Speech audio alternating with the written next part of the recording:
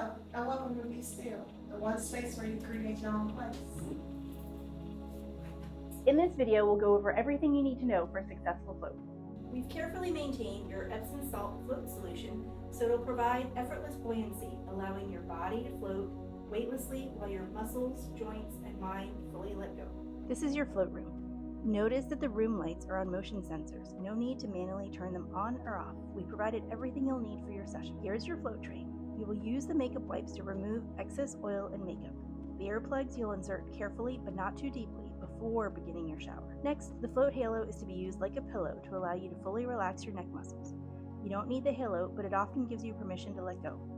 The hand towel is used after your shower to wipe your hairline. Use this towel along with a water spray bottle to wipe your hands before touching your face during a float session.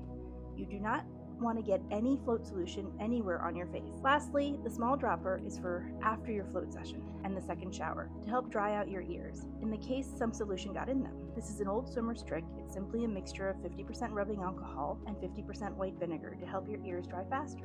When we leave you, lock the door, pop in your earplugs, get ready to take a lukewarm shower. You do not want to use hot water because the float solution will feel cold to you. The solution is maintained to match your external body temperature of about 93 to 94 degrees. Use the shampoo and body wash only, and remember to rinse off well. The floor will be wet, so move slowly and carefully as it may feel slippery. If you have any cuts or abrasions, dry the area and put on a layer of A&D ointment.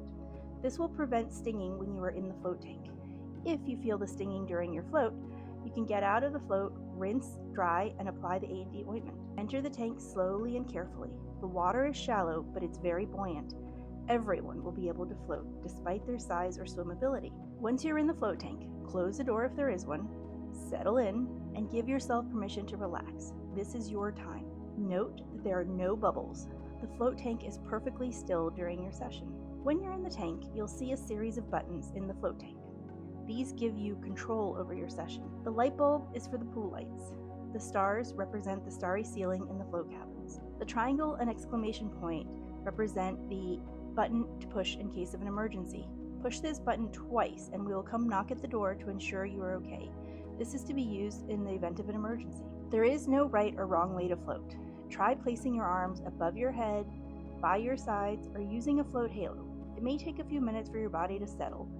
Breathe deeply, release your tension, and let yourself relax. When your session is complete, the pool lights will blink on and off. You will hear a bell sound and the filtration system will click on. Bubbles will be all around you. This is your signal to slowly get out of the float tank.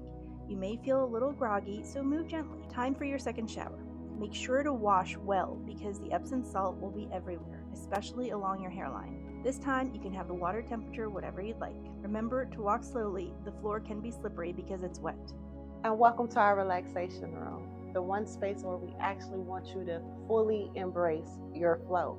What happens in this room is where you now get to take it all in. We would like you to grab some tea, grab some water, take a seat, sign in our guest book, read a book, or simply write an affirmation down. We don't want you to scurry off. We want you to actually take a moment and be still. We can't wait for you to find the serenity within.